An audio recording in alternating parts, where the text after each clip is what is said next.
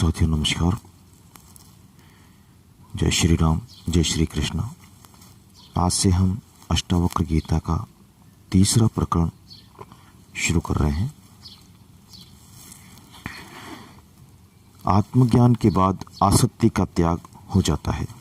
सूत्र पहला।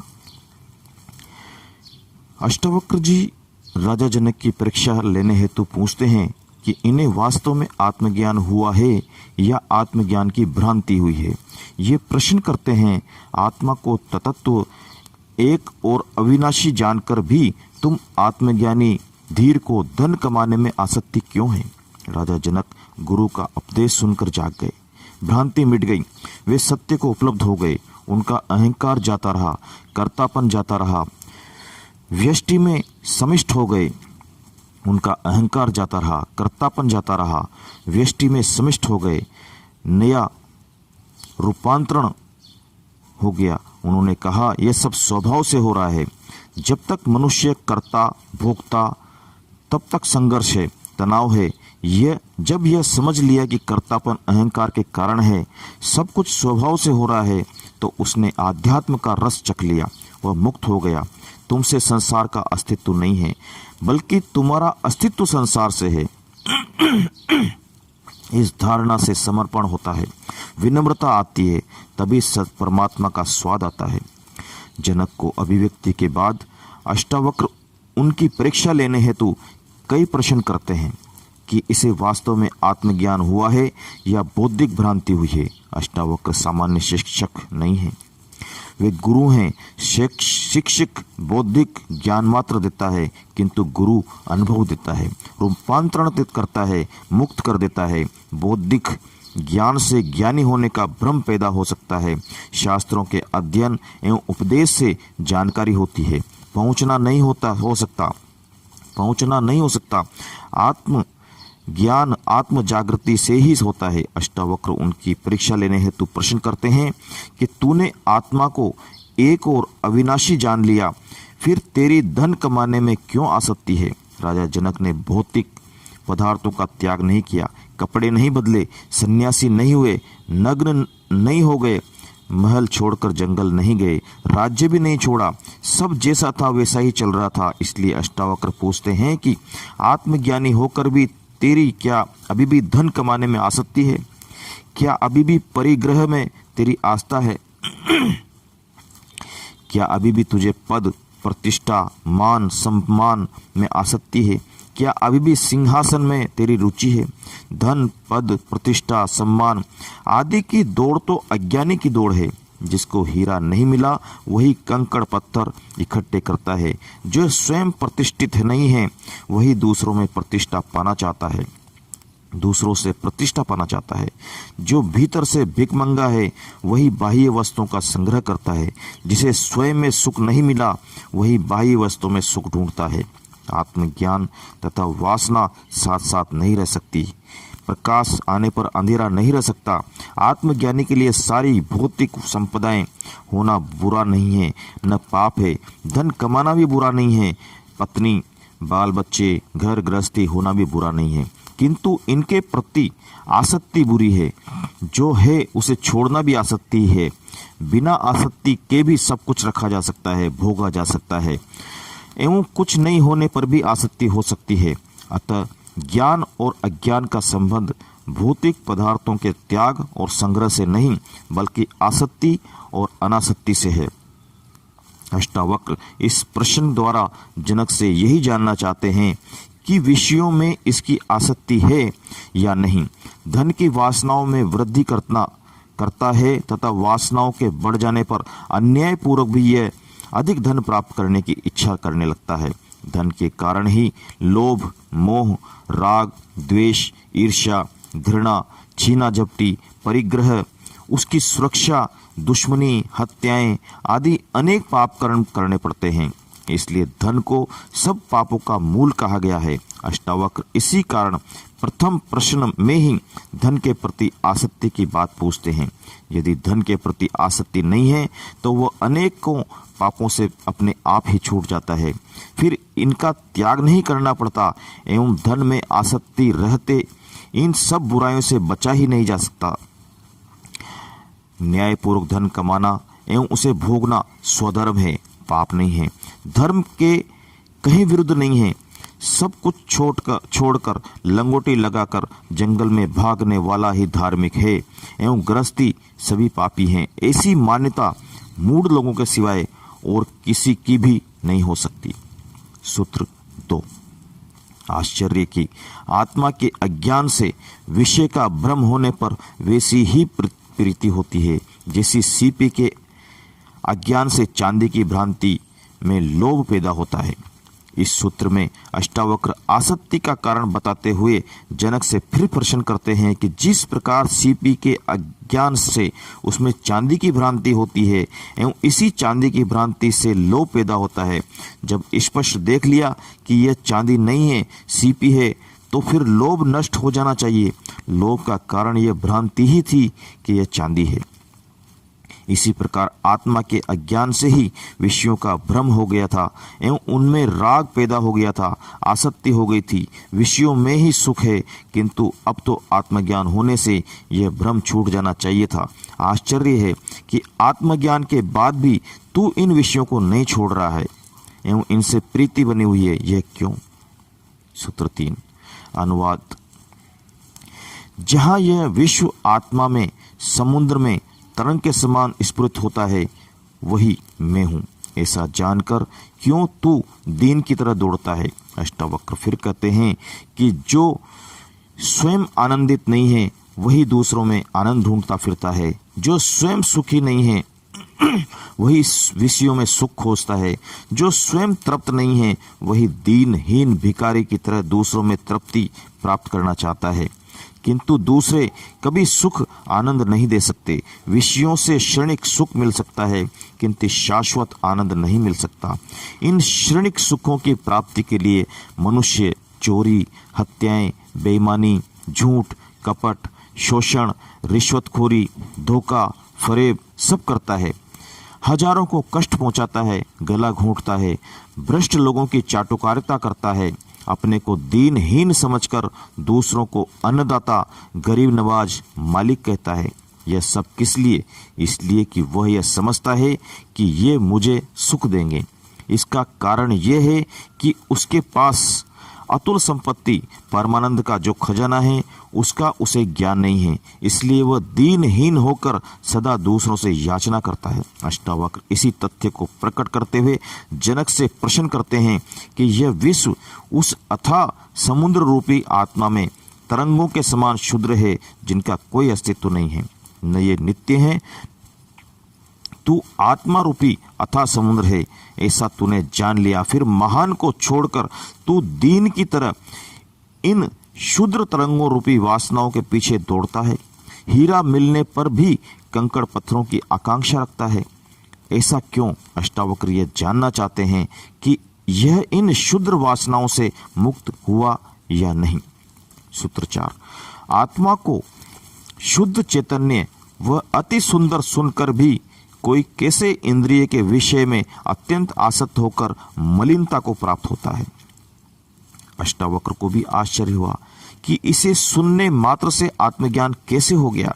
वे पूछते हैं कि जब तूने आत्मा को शुद्ध चैतन्य व अति सुंदर जान लिया, तो फिर कामासक्त होकर इंद्रिय के भोगों में क्यों अत्यंत आसक्त होकर मलिनता को प्राप्त होता? यदि कोई अज्ञानी इनकी ओर आसक्त रहते हैं तो समझ में आता है कि उन्हें महान आनंद नहीं मिला, इसलिए शुद्र आनंद में लिप्त है। किंतु ज्ञानी इस आत्मा रूपी महान आनंद को पाकर भी यदि शुद्र में रस लेता है तो इसका अर्थ है उसे अभी आत्मानंद का अनुभव हुआ नहीं। जनक के उत्तर पर ही अष्टावक्र निश्चित करेंगे कि इसे ज्ञान हुआ है या भ्रांति मात्र है। सूत्र 5। सब भूतों में आत्मा को और आत्मा में सब भूतों को जानकर भी मुनि को ममता होती है, यही आश्चर्य है। शिक्षक विद्यार्थियों को पढ़ाता है, वह अंत में परीक्षा भी लेता है, उत्तीर्ण होने पर ही उसे प्रमाण पत्र देता है।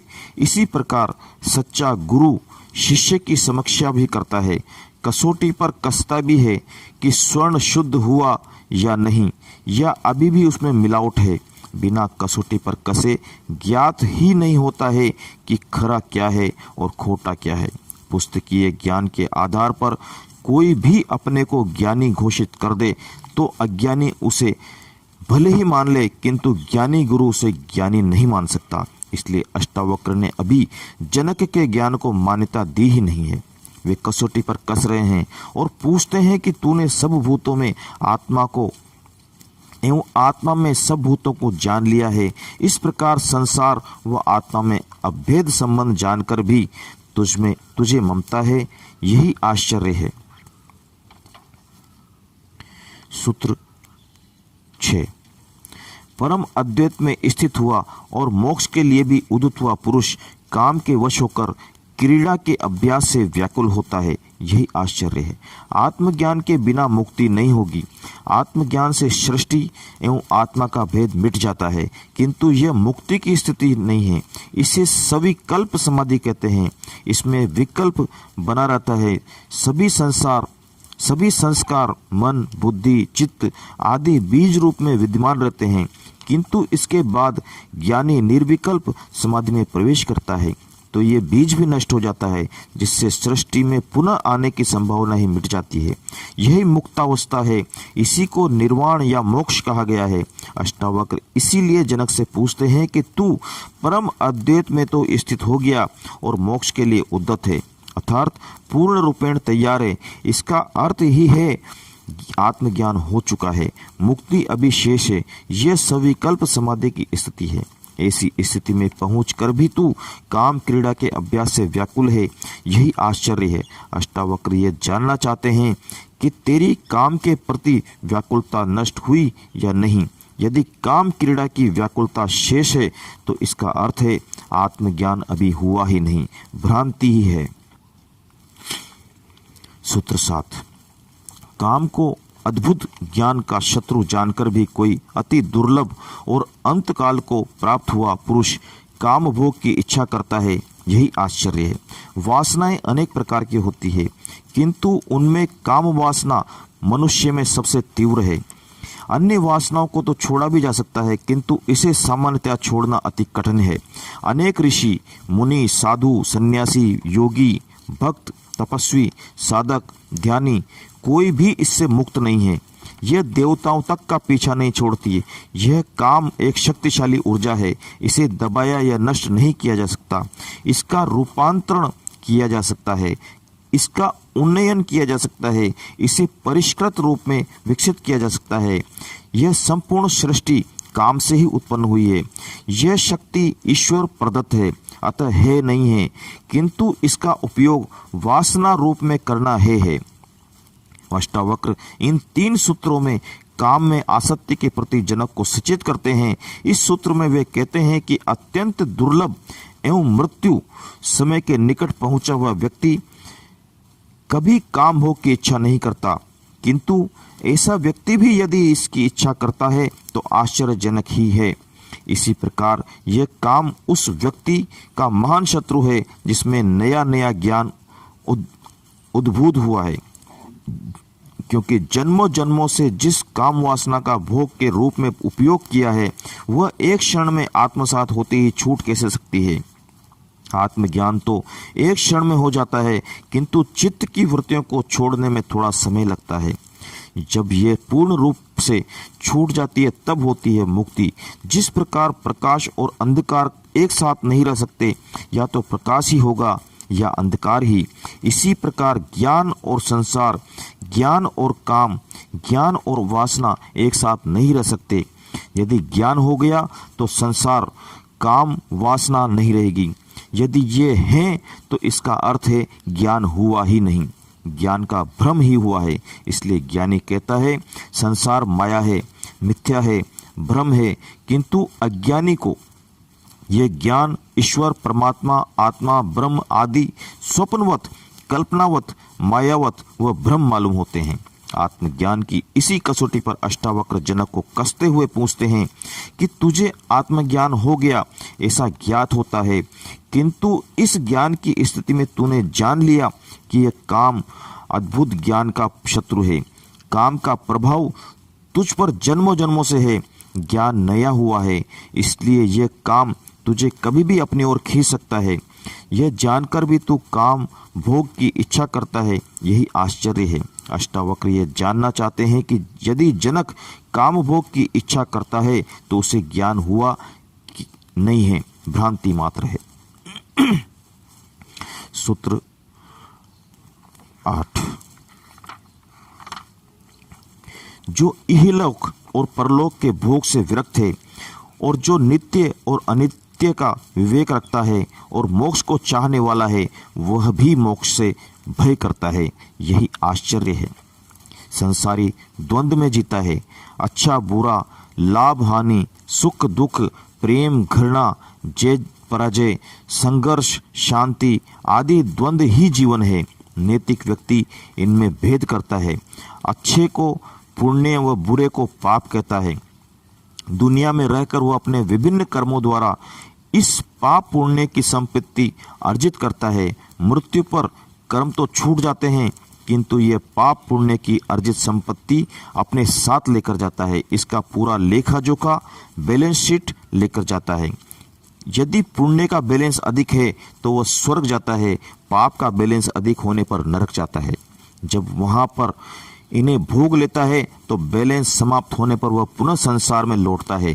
कोई भी कर्म हो उसका फल अवश्य होता है, अतः कर्म मुक्ति का साधन नहीं बन सकता। जो स्वर्ग की कामना से कर्म करते हैं वे भी भोग की ही कामना कर रहे हैं कि वहां इस संसार से भी ज्यादा अच्छा भोग होगा, किंतु मुक्ति की इच्छा रखने वाला इन दोनों प्रकार के भोगों से विरक्त होता है। वह द्वंद्व से पार हो जाता है। उसमें यह विवेक आ जाता है कि संसार के भोग यदि अनित्य हैं तो स्वर्ग के भोग भी अनित्य हैं, वे भी क्षीण होंगे। इसलिए वह नित्य शाश्वत परमानंद मुक्ति की ही चाह करता है। ऐसा विवेक आत्मज्ञान की स्थिति में ही पैदा होगा। इसलिए अष्टावक्र जनक से फिर प्रश्न करते हैं कि तू आत्मज्ञान को उपलब्ध हो गया, इसलिए तू इस संसार और स्वर्ग आदि के भोगों से विरक्त हो गया है। आत्मज्ञान के बाद अगला चरण मुक्ति है। तू उसे भी चाहने वाला है। जो संस्कार जो वृत्तियां बीज रूप में शेष है उन्हें भी नष्ट करके तू पूर्ण रूपेण मुक्त होकर उस नित्य एवं शाश्वत को पाना चाहता है। फिर भी तुझे मोक्ष से भय लगता है तो बड़ा आश्चर्य है। मोक्ष में मुक्ति में बड़ा भय लगता है। पूर्ण स्वतंत्रता से बड़ा भय है। बड़ी असुरक्षा है, वहाँ भोग नहीं है। इसलिए भोग की इच्छा करने वाला मुक्ति से भयभीत होता है तथा जिसे मुक्ति से भय लगता है इसका अर्थ है उसकी अभी भोगने की वासना शेष है। अष्टावक्र इस सूत्र में जनक से यही जानना चाहते हैं कि इसकी भोग की वासना तो कहीं शेष नहीं है। सूत्र 9। धीर पुरुष तो भोगता हुआ भी और पीड़ित होता हुआ भी नित्य केवल आत्मा को देखता हुआ न प्रसन्न होता है न क्रुद्ध होता है। प्रसन्न होना क्रुद्ध होना आदि मन के धर्म है जो अहंकार के कारण अपना प्रभाव दिखाते हैं। अज्ञानी का जीवन मन और अहंकार से ही चलता है, इसलिए उसको इसका अनुभव होना स्वाभाविक है। धीर पुरुष अर्थात आत्मज्ञानी भी भोग को भोगता ही है। वह प्रारब्ध कर्मों का भोग भी भोगता है। संसार में रहकर आवश्यक कर्म तो उसे भी करने ही पड़ते हैं जिनसे उसे पीड़ा भी होती है। जैसे रामकृष्ण को कैंसर की पीड़ा, कृष्ण के पांव में बाण लगना, जीसस को सूली पर लटकाना, मंसूर के हाथ पांव काट देना, दयानंद को जहर देना, सुकरात व मीरा को भी जहर देना आदि से उत्पन्न पीड़ाओं को आत्मज्ञानी भी भोगता ही है। वह सम्मान प्रशंसा आदि भी पाता है, किंतु इन दोनों परिस्थितियों में वह केवल आत्मा को ही देखता हुआ प्रसन्नता व क्रोध जैसे मानसिक भावों से मुक्त ही रहता है। ये भाव उसे प्रभावित नहीं करते। यदि ये प्रभावित करते हैं तो ज्ञानी के लिए यह आश्चर्य है, उसे अभी ज्ञान हुआ ही नहीं। सूत्र 10। जो अपने चेष्टारत शरीर को दूसरों के शरीर की भांति देखता है वह महाशय पुरुष स्तुति और निंदा में भी कैसे शोभ को प्राप्त होता है। इस सूत्र में अष्टावक्र कहते हैं कि आत्मज्ञान के बाद यह शरीर आत्मा से भिन्न ज्ञात होने लगता है। ज्ञानी फिर आत्मा को ही अपना स्वरूप मानता है, शरीर को नहीं। ज्ञान के बाद भी उसका शरीर तो चेष्टारत रहता ही है। शरीर के चेष्टारत रहने से उसे स्तुति और निंदा भी प्राप्त होती है, किंतु ज्ञानी अपने को इस शरीर से भिन्न मानता है, जिससे वह उस स्तुति और निंदा से शोभ को प्राप्त होता है। शोभ तब प्राप्त होता है जब वह इस स्तुति और निंदा को अपनी स्तुति और निंदा समझता है। ज्ञानी इन्हें इस प्रकार देखता है जैसे यह निंदा और स्तुति किसी और की जा रही हो। यदि ज्ञानी को ऐसा शोभ होता है तो इसका अर्थ है अभी ज्ञान हुआ नहीं है। सूत्र 11, जो इस विश्व को माया मात्र देखता है और जो आश्चर्य को पार कर गया है, वह धीर पुरुष मृत्यु के आने पर भी क्यों भयभीत होता है। अष्टावक्र जनक से यह भी जानना चाहते हैं कि मृत्यु से भयभीत तो नहीं है। वे कहते हैं अज्ञानी के लिए तो संसार ही सत्य है, वह इसी में रहता है, खाता पीता हंसता खेलता है, बड़ा होता है, अपना विकास करता है। संसार के राग द्वेष प्रेम घृणा सबसे प्रभावित होता है। वह संसार को ही भोग का साधन व उन्नति का मार्ग मानता है। कई तो संसार को ही स्वर्ग कहते हैं, किंतु आत्मज्ञानी को जब वास्तविकता का ज्ञान हो जाता है तो वह संसार को माया भ्रम देखने लगता है, क्योंकि उसे इससे भी बहुमूल्य मिल गया है। अज्ञानी को इन विचित्रताओं से भरे संसार को देखकर आश्चर्य भी होता है, किंतु ज्ञानी को वास्तविकता का ज्ञान हो जाने से वह इस आश्चर्य को भी पार कर जाता है। संसारी तो मृत्यु से भयभीत होता ही है, किंतु न जाने इसके बाद कौन सी योनि मिलेगी, स्वर्ग नरक में क्या सुख दुख होंगे। सबसे बड़ी उसकी जीने की व भोगने की वासना की मृत्यु हो रही है एवं वह अनजाने पथ पर जा रहा है। इससे भय लगता है। मरते सभी हैं, यह जानते हुए भी मरना कोई नहीं चाहता। ऐसे सभी अज्ञानी तो मृत्यु से भयभीत हैं ही, किंतु अष्टावक्र जनक से पूछते हैं कि क्या ज्ञानी होकर जब तूने संसार को माया की भांति जाना ही नहीं, देख लिया है, तो भी मृत्यु से भयभीत होता है। क्योंकि ज्ञानी मृत्यु से भयभीत नहीं होते, वे उत्सव की भांति उसका स्वागत करते हैं। शरीर के प्रति आसक्ति रखने वालों को ही मृत्यु का भय अधिक लगता है। सूत्र 12, जिस महात्मा का मन निराश्रय है मोक्ष में, जिस महात्मा का मन निराश्रय में यानी मोक्ष में ही भी स्पृहा नहीं रखता, उस आत्मज्ञान से तृप्त पुरुष की तुलना किससे की जाए। अष्टावक्र जनक से ऊंचे स्तर का प्रश्न करते हैं कि संसारी तो मृत्यु से भयभीत होता ही है, किंतु ज्ञानी को तो भयभीत नहीं होना चाहिए। भय इच्छा और वासना के छूटने से होता है, अन्यथा कोई भय नहीं है। वे कहते हैं कि ज्ञानी संसार की तो क्या मोक्ष की भी इच्छा नहीं करता। यदि उसने मोक्ष की भी इच्छा की तो वह भी उसकी वासना ही है, एवं जहाँ वासना है वहाँ मोक्ष नहीं है।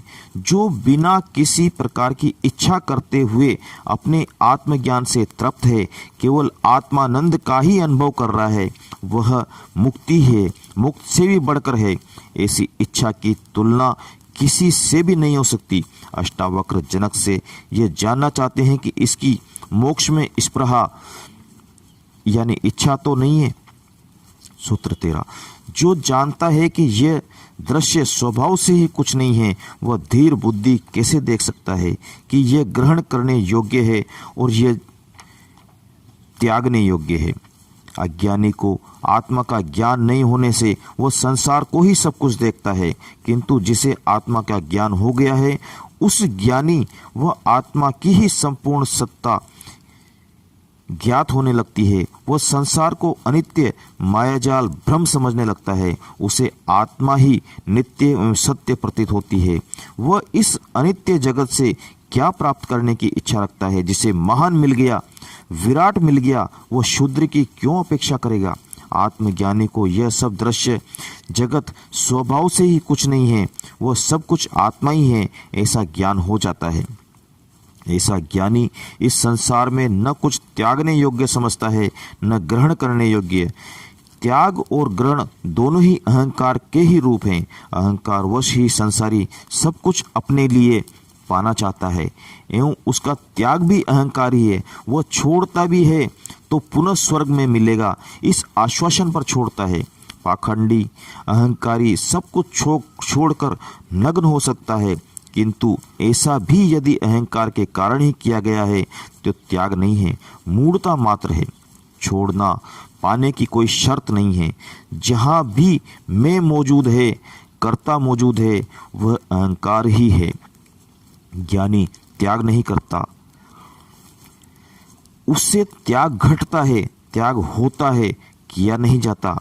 वह अपना सब कुछ समझता ही नहीं है, सभी ईश्वर का समझता है। वह संसार को कंकड़ पत्थर से अधिक महत्व नहीं देता है। फिर किसका त्याग करे? वह किसको ग्रहण करे? भोग और त्याग दोनों ही अहंकार के रहते कृत्य है। ज्ञानी के लिए दोनों का महत्व नहीं है। सूत्र 14। जिसने अंतःकरण के कयास को त्याग दिया है, जो द्वंद्व रहित और आशा रहित है, ऐसे पुरुष को देवयोग से प्राप्त भोगों में न दुख है न सुख है। इस अंतिम सूत्र में अष्टावक्र जनक को और पूछते हैं कि तू आत्मज्ञानी है, तेरे अंतःकरण का विषय वासनाओं संबंधी सारा मल धुल चुका है, तू द्वंद्व रहित है और आशा रहित हो चुका है। तुझे देवयोग से प्राप्त भोगों को ईश्वर का वरदान समझकर भोग करना चाहिए।